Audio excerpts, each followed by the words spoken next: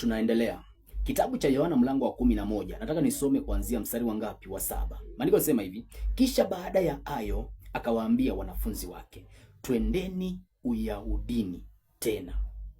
Yesu baada ya kuwa sasa ametoka pale Yordani, baada ya kuwa amepokea nguvu za kushinda mauti pale Yordani, akaja kwa wanafunzi wake akawaambia, sasa turudi Uyahudini. Kuna kitu nataka ukione hapa. Ule mstari wa 8 unasema hivi: wale wanafunzi wakamwambia, Rabi, juzi tu Wayahudi walikuwa wakitafuta kutupiga kwa mawe, nawe unakwenda uko tena. Wanafunzi wa Yesu wakamkumbusha Yesu kuhusiana na tukio ambalo lilikuwa limetokea, kwamba walipokuwa katika ile hekalu ya Yerusalemu, kuna wakati Wayahudi walitaka kumpiga mawe wakimuuliza, wewe ndiye Mungu? Baada ya kuwa Yesu amesema kwamba yeye ndiye Mungu, wakamkumbusha kuhusiana ile tukio. Na ujue kwamba Yesu anawaambia sasa tunafaa turudi Uyahudini. Sasa nataka nikueleze kitu kimoja ambacho kitakusaidia kwenye maisha yako. Nataka usome ule mstari ambao unafuata. Yesu akajibu, je, saa za mchana si 12? Mtu akienda mchana ajikwai, kwa sababu aiona nuru ya ulimwengu huu. Mstari wa 10. Bali akienda usiku ujikwaa, kwa sababu nuru haimo ndani yake.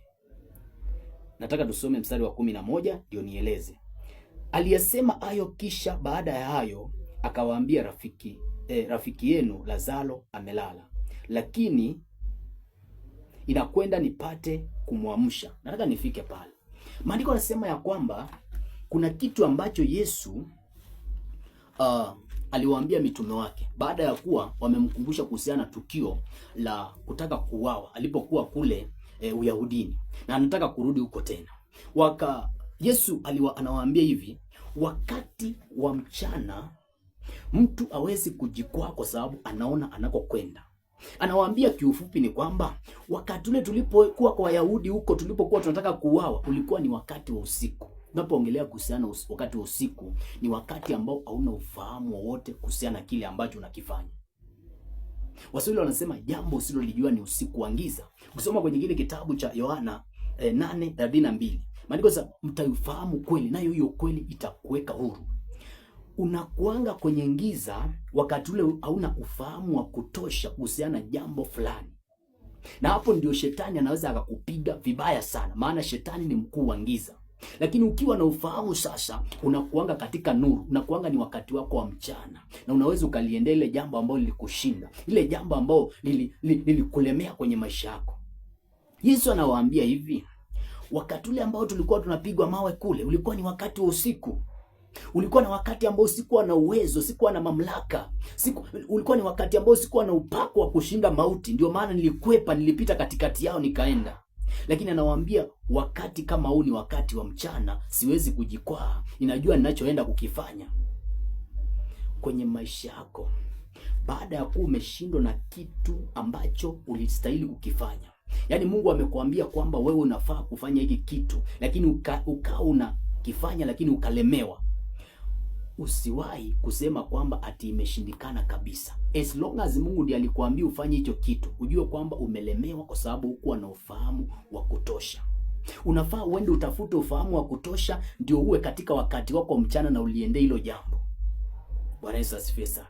Ndio maana maandiko yanasema huenda kilio uja na ukao usiku, lakini mchana ukawa na furaha. Wakati wa usiku ni wakati wa kilio, ni wakati ambao falme za giza zinafanya kazi, ni wakati ambao shetani anaweza kukupiga kofi lakini usione, ni wakati ambapo unaweza ukateswa na nguvu za giza lakini usije ukao na ufahamu. Lakini wakati wa usiku ni wakati ambapo shetani anafurahia kwa sababu haumuoni na ujui unachokifanya. Lakini unapokuwa na ufahamu, ujue kwamba ndio wakati unafaa kunyanyuka uliendele jambo ambalo lilikushinda. Maandiko yanasema mwenye haki wa Mungu huanguka mara 7 akainuka tena, lakini wasio haki hukwazwa na mabaya. Ninaongelesha mwenye haki mahali hapo, ambaye ameanguka mara ya kwanza. Ulijaribu ili jambo likawa limeshindikana. Ulijaribu kabisa uone ni kana kwamba utafanya ili jambo ambalo Mungu alikuagiza ulifanya hapa duniani, lakini ni kama umeanguka, umelemewa. Nataka nikutangazie kwamba inuka tena ukiwa na ufahamu mpya. Enda ukatafute ufahamu, kama vile Yesu alienda pale Yordani, akaenda kwenye madhabahu ya Yohana Mbatizaji, akaenda mahali ambapo mbingu zilikuwa zimemfungukia, akapata ufahamu mpya, akapata upako dhidi ya mauti. Sasa anawaambia pale ambapo tulipigwa na mawe, pale ambapo tulitakiwa kupigwa na mawe tuwawe, tunafaa turudi pale pale. Bwana Yesu asifiwe sana. Kushindwa haimaanishi kwamba haiwezekani. Kushindwa, kama ukishindwa, inaweza ikamaanisha kwamba umeshindwa kwa sababu hauna ufahamu wa kutosha, kwa sababu ni wakati wa usiku, haujui cha kufanya. Unafaa utafute hekima sasa na uliende hilo jambo. As long as Mungu ndiye alikuweka kwenye hiyo nafasi ya kazi, as long as Mungu ndiye alikupa hiyo ndoa, as long as Mungu ndiye alikuweka kwenye hiyo biashara, ujue kwamba ni bila shaka inawezekana. Mungu anasema na yaweza mambo yote katika yeye anitiaye nguvu. Bwana Yesu asifiwe sana.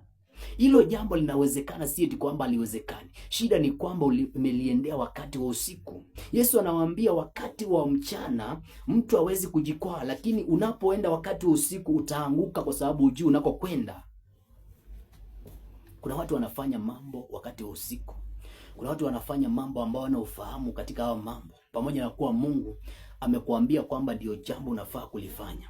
Huu ndio wakati ambao unafaa kutafuta hekima ya Bwana ili uliende hilo jambo. Ndio maana nimekusomea kwenye kile kitabu cha Zaburi 30 mstari wa 5 ambao inasema ya kwamba huenda kilio uja na ukaa usiku, lakini mchana ukawa na furaha.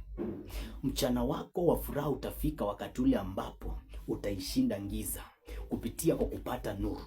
Maandiko yanasema nayo giza alikulishinda. Giza alikulishinda kwa sababu neno la Mungu ndio taa ya miguu yetu na mwanga katika njia zetu. Lazima utafute ufahamu wa neno la Bwana kuhusiana kile ambacho kilikushinda jana, ndio kisije kikakulemea tena. Yesu anawaambia mitume wake, pamoja na kuwa jana walitaka utupiga mawe, ni kwa sababu nilikuwa sina ufahamu kuhusiana roho ya mauti. Wakati ule nimekuja hapa madhabahuni, wakati ule nimekuja hapa ambapo Yohana alikuwa ameweka madhabahu yake, nimepata hekima mpya, nimepata nguvu mpya, nimepata upako mpya, nimepata mwelekeo wa kesho. Tunaweza kuwaendea tena. Nataka nikuambie sasa, hilo jambo ambalo lilikulemea jana na unasikia ndani ya moyo wako ni kwamba unafaa kuliendea tena, pata nguvu mpya na uliende hilo jambo. Maandiko yanasema ya kwamba kuna matumaini ya mti yako ukikatwa utachipuka tena, na wala machipukizi yake hata koma. Usifurahie ewe ya ndugu yangu, maana niangukapo nitainuka tena. Kwa jina la Yesu Kristo, uwe ni wakati wako wa kuinuka tena ukapate nguvu mpya kwa jina la Yesu Kristo. Maandiko yanasema bali wao wamngojao Bwana watapata nguvu mpya, watapaa juu kwa bawa kama tai, watapiga mbio watachoka, watatembea kwa miguu na watazimia. Kwa jina la Yesu Kristo na kutangazia ukapate nguvu mpya, kwa maana umepokea ujumbe siku ya leo, ukapate nguvu mpya kuendea ile jambo ambalo likushinda siku ya jana. Kwa jina la Yesu Kristo ukayaliweze hilo jambo. Maandiko yanasema ukiendelea pale, kuna jamaa mmoja alikuwa anaitwa Pacha. Alikuwa amepewa nickname ni Tomaso, yule ambaye alikuwa hawezi kuamini kama hajaona. Akamwambia Yesu, kama umetuambia tuende tukafe pamoja hivyo hivyo. Lakini Yesu alikuwa anajua ni wakati wake wa mchana. Pacha alikuwa haelewi, Tomaso alikuwa haelewi kwamba huu ni wakati ambapo wanaenda kupata ushindi mkubwa sana, kupiga roho ya mauti. Alikuwa haelewi jambo hilo. Alikuwa haelewi kwamba Yesu amepata hekima na nguvu ya kuliendea lile jambo. Bwana Yesu asifiwe sana. Usije ukamkatia tamaa mtu ambaye alishindwa jana. As long as yako na Yesu na anajitutunua, anajitahidi kupiga hatua kimaisha, usiwahi kumkatia tamaa, maana kuna matumaini ya mti yako ukikatwa utachipuka tena. Yesu alikuwa amelemewa, akapita katikati ya Wayahudi walipokuwa wanataka kumuua.